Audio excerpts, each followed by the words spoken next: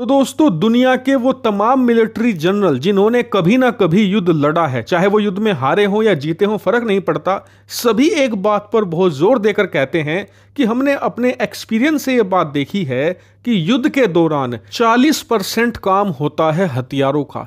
हथियार आपके पास ताकतवर हैं, अच्छे हैं, तो युद्ध जीतने के आपके 40% चांस हैं। लेकिन अगर उन हथियारों को चलाने वाला एक जिगरे वाला सैनिक है ना, जिसके अंदर जिगरा है, जो डरता नहीं है और दबाकर उसका अच्छे से इस्तेमाल करता है, तो आपके 60% जीतने के चांस बढ़ जाते हैं। और इसीलिए 40 + 60 यानी कि 100% आप युद्ध जीतोगे। लेकिन अगर आपके सैनिक में जिगरा नहीं है, तो भले ही उसके हाथ में ब्रह्मास्त्र दे दो, वो तब भी नहीं जीत पाएगा। वो हार का कोई ना कोई कारण ढूंढ ही लेगा। रूस यूक्रेन युद्ध में आज यही हो रहा है। चाहे आप मानो या ना मानो, यूक्रेन के लोग पिछले 2.5 साल से जिगरे के साथ युद्ध लड़ रहे हैं और उसका परिणाम भी आपने देखा है। अगर सिर्फ पिछले 1 साल की बात करें तो दुनिया का जो बेस्ट एयर डिफेंस सिस्टम है S-400, यूक्रेन के सैनिकों ने 40 साल पुरानी ATCM मिसाइल से मारकर गिरा दिया है। जी हां, 12 बार से भी ज्यादा।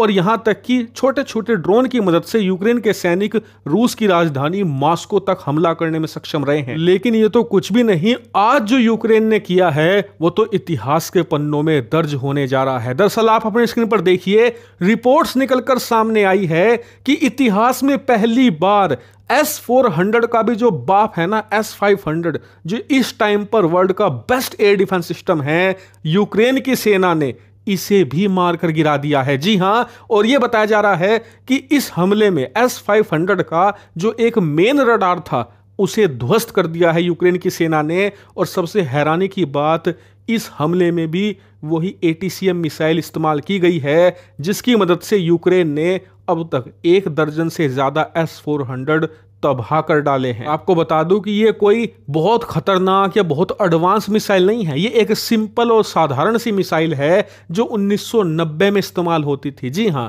ये करीबन 30 साल से भी ज्यादा पुरानी मिसाइल है, जो कि अमेरिकी सेना के गोदाम में पड़ी हुई थी और कुछ ही समय के अंदर एक्सपायर होने जा रही थी। लेकिन अपना स्टॉक खाली करने के चलते अमेरिकी सेना ने इसे यूक्रेन को दे दिया, जिससे कि अमेरिकी सेना का स्टॉक खाली हुआ, उनका खर्चा बचा इन्हें मेंटेन करने का, और दुनिया को कहने को उन्होंने यूक्रेन की मदद भी कर दी। लेकिन अमेरिका को भी अंदाजा नहीं था कि ये 30-40 साल पुरानी मिसाइलों से यूक्रेन के सैनिक ये कारनामा कर दिखाएंगे जो आज तक अमेरिका के अरबों डॉलर के हथियार, चाहे वो इनके खतरनाक लड़ाकू विमान हो या खतरनाक मिसाइलें हों, ये भी नहीं कर पाए हैं आज तक, जो यूक्रेन ने इन छोटी सी मिसाइलों से कर दिखाया है। और बताया जा रहा है कि आने वाले समय में अमेरिका इस सफलता को देखते हुए इस प्रकार की और मिसाइलें यूक्रेन को सप्लाई करने जा रहा है। वहीं ये जो खबर है ना, इसको लेकर अभी पुष्टि रूस की तरफ से नहीं आई है। जैसे कि S-400 अब से कुछ दिन पहले मारकर गिराया था, तो उसमें रूस ने कहा था कि जी हाँ, हमारा S-400 तबाह हो चुका है।